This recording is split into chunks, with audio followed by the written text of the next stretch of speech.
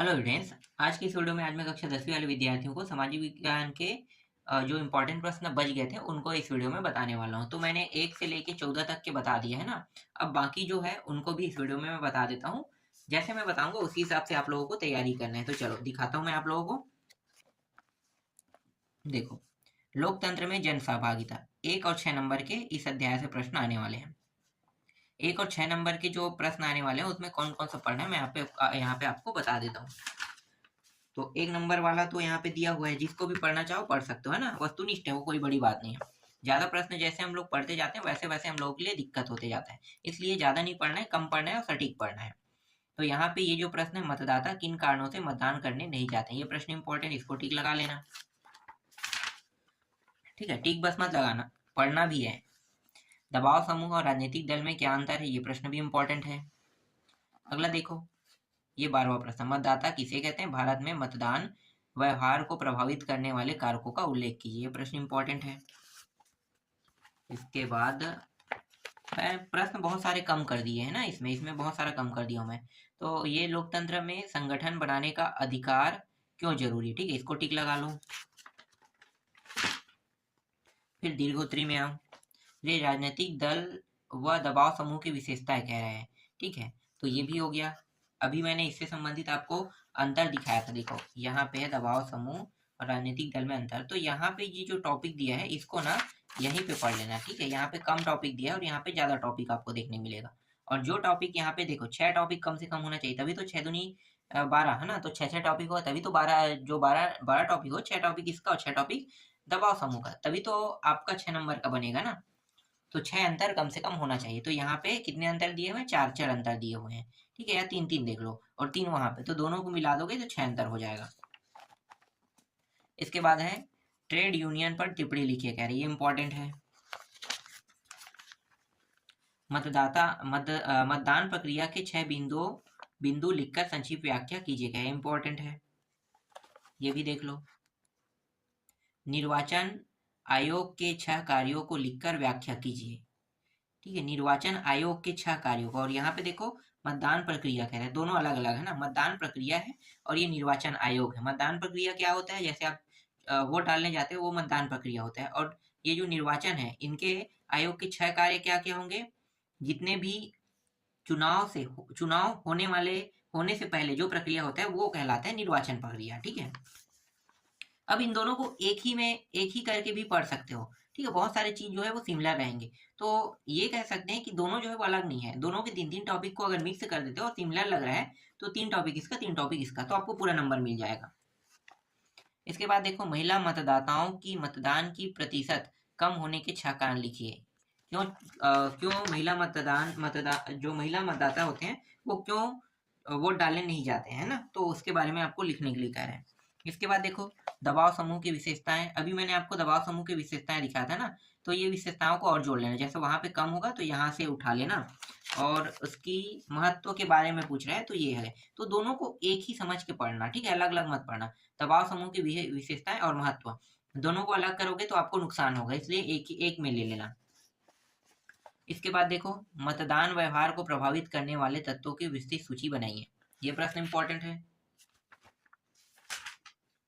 और एक प्रश्न और है, यह है, भारत में मतदाताओं की संख्या में वृद्धि के मुख्य कारण लिखिए, ठीक है, ये अंतिम प्रश्न था इस अध्याय के। अब यहां से देखते हैं अध्याय 16, लोकतंत्र एवं सामाजिक आंदोलन। अध्याय 16 में है लोकतंत्र एवं सामाजिक आंदोलन। 1, 3, 5 से प्रश्न आपको देखने को मिलेगा, मतलब 1 नंबर, 3 नंबर, 5 नंबर के प्रश्न इस अध्याय से आएगा। तो देखो, पहले 3 का देख लेते हैं। तो 3 नंबर में ये जो अति लघु प्रश्न क्रमांक है उसमें तीसरा देखना, सूखे की स्थिति में कृषक व मजदूर जीवन यापन के लिए किन किन पर निर्भर होते हैं, ये हो गया ना। मास्टर रोल किसे कहते हैं समझाइए, ये गोदी माटी वाला जो है ना उसका टॉपिक है। इसके बाद है, यहाँ पे तो और कुछ नहीं दिखा रहे इंपॉर्टेंट, सीधा लघुत्तरी में आ जाओ। लघुत्तरी में देखो, ये कमेटी ऑफ 100 है, ये दीर्घोत्तरी प्रश्न में भी आपको देखने को मिलेगा। तो यहाँ से ना पढ़ के ज्यादा बेटर रहेगा कि वो दीर्घोत्तरी में पढ़ लेना, ठीक है, मैं दीर्घोत्तरी में दिखा दूंगा, नहीं रहेगा तब की बात है, इसको पढ़ना है यहाँ से। इसके बाद जापान में शक्ति के लिए निशस्त्रीकरण आंदोलन क्यों प्रारंभ हुए, ये हो गया। शांति आंदोलन के उद्देश्य लिखे। सूचना का अधिकार का सर्वाधिक लाभ, है ना, लिखिए, ये हो गया। अगला है जन सुनवाई से जनता को हुए अनुभव को लिखिए, ये इंपॉर्टेंट हो गया।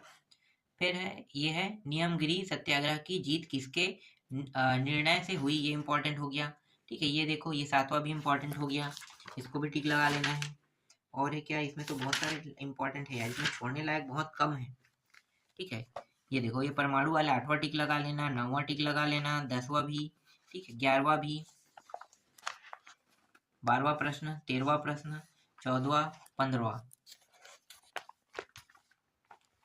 16वां प्रश्न, 17वां प्रश्न, ठीक है, ये 18वां प्रश्न, ये सब 3-3 नंबर, 4-4 नंबर के जुड़े हुए, दोनों जुड़ गए हैं इसमें।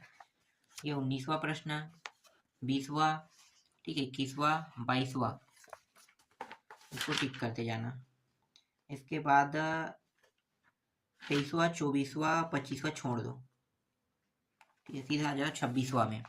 ये 26वां प्रश्न इंपॉर्टेंट है।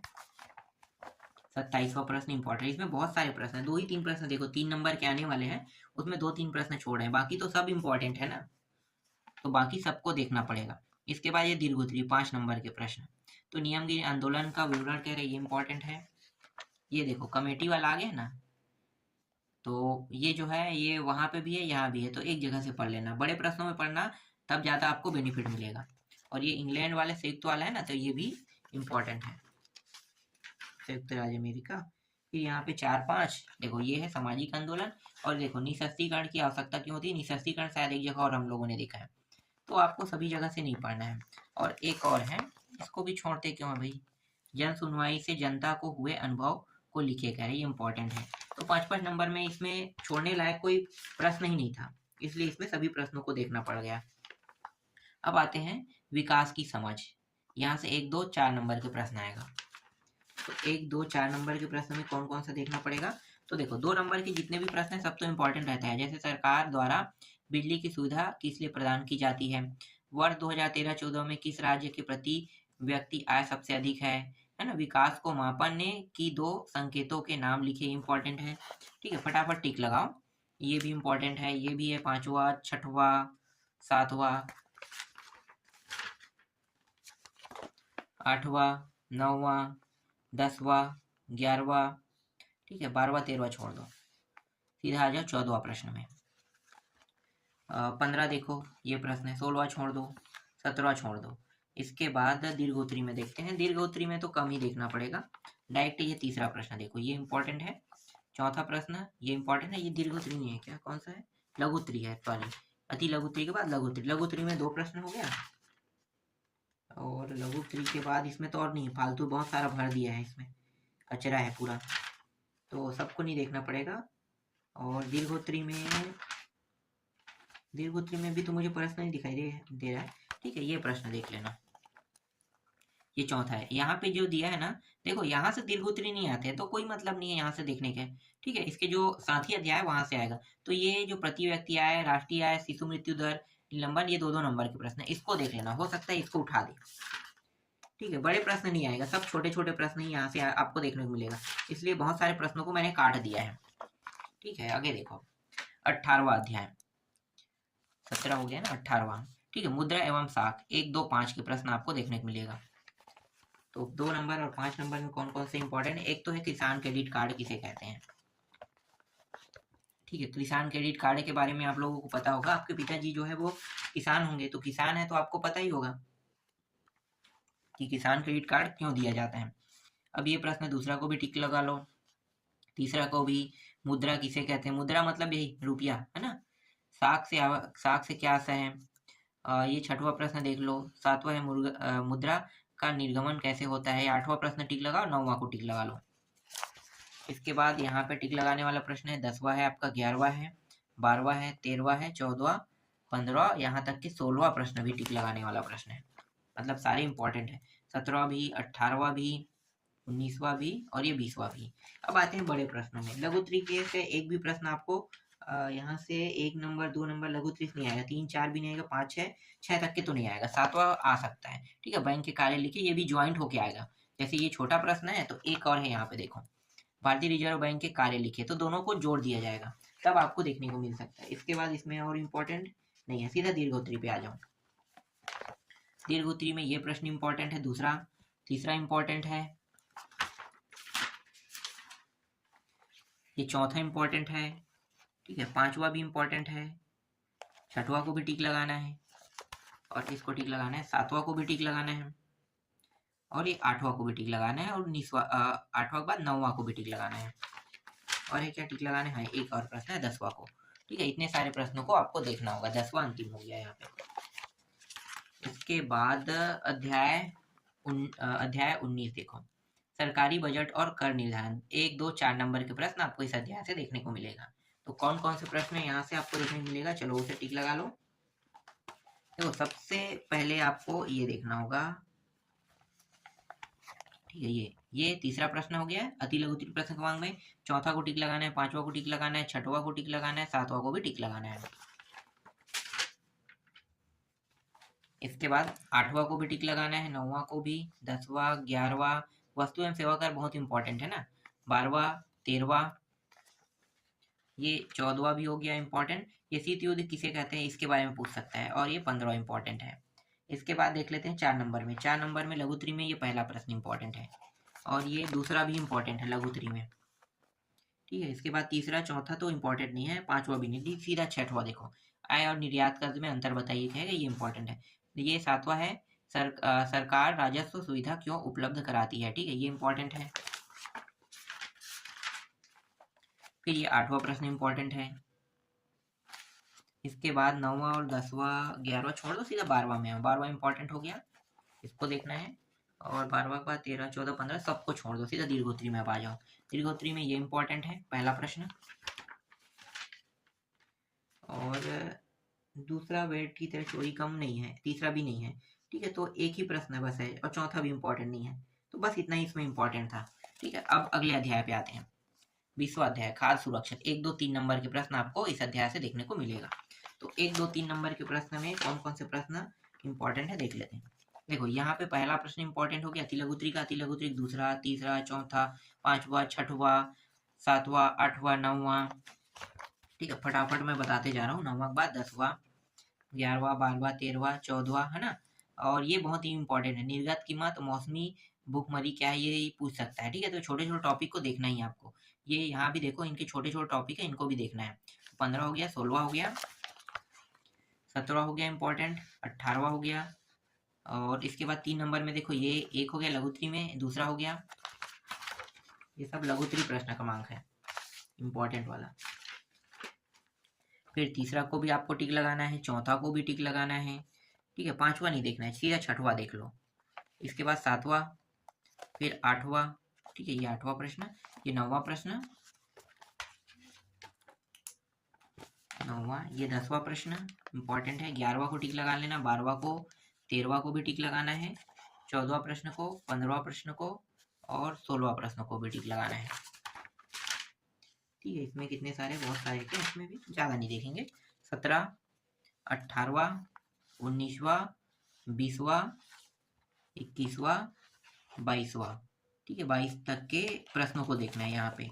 ठीक है, दीर्घ उत्तरी में एक आध दो प्रश्न ऐसे जो छोटे प्रश्न चले गए होंगे, तो देखो 2 नंबर के रूप में ये बफर स्टॉक हम लोगों ने पढ़ा है ना, तो वही सब चीज़ है। तो यहाँ भी अगर वहां पे नहीं होगा 2 नंबर 3 नंबर में, तो यहाँ से इसको उठा लेना।